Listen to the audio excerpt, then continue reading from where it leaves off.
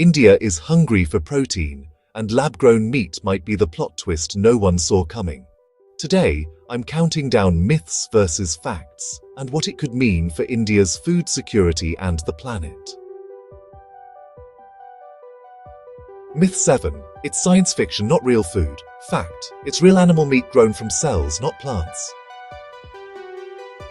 It's already been tasted. It's been regulated in a few places and proven safe in pilot settings.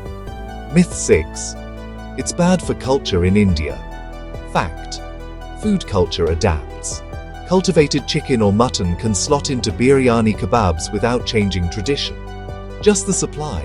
People who avoid slaughter might see this as alignment. Choice stays with the eater. Myth 5. It won't help food security. Fact. India's per capita meat is low, and protein gaps are real. Cultivated meat could add a stable, urban-friendly protein source. Not tied to feed imports, not tied to disease outbreaks, not tied to land limits. It's not a silver bullet, another arrow in the quiver. Myth 4. It's worse for the environment. Fact. Early facilities use energy, yes, but compared to conventional beef, big cuts in land, use water, use methane. As India's grid adds renewables, the climate math gets better fast. Myth 3. It will kill farmer livelihoods. Fact. The supply chain shifts. You still need feed inputs, growth media components, bioreactor operators, cold chain retail. India could localize inputs like plant-based amino sources and create skilled jobs while easing pressure on land and water. Myth 2. It'll always be insanely expensive.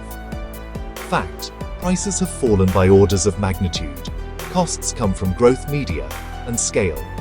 With Indian biotech, frugal engineering and volume, prices can approach premium chicken first, then drop. Think smartphones, early elite, now everywhere.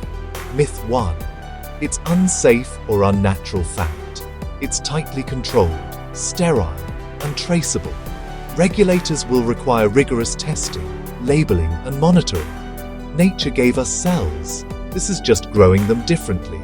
So, what changes if India leans in? Less pressure on grazing land and groundwater. Fewer antibiotic-driven risks. A buffer against shocks.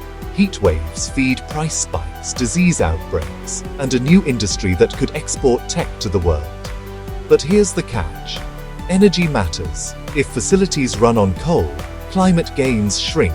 Pair cultivated meat with renewables and efficient bioreactors, and the benefits scale.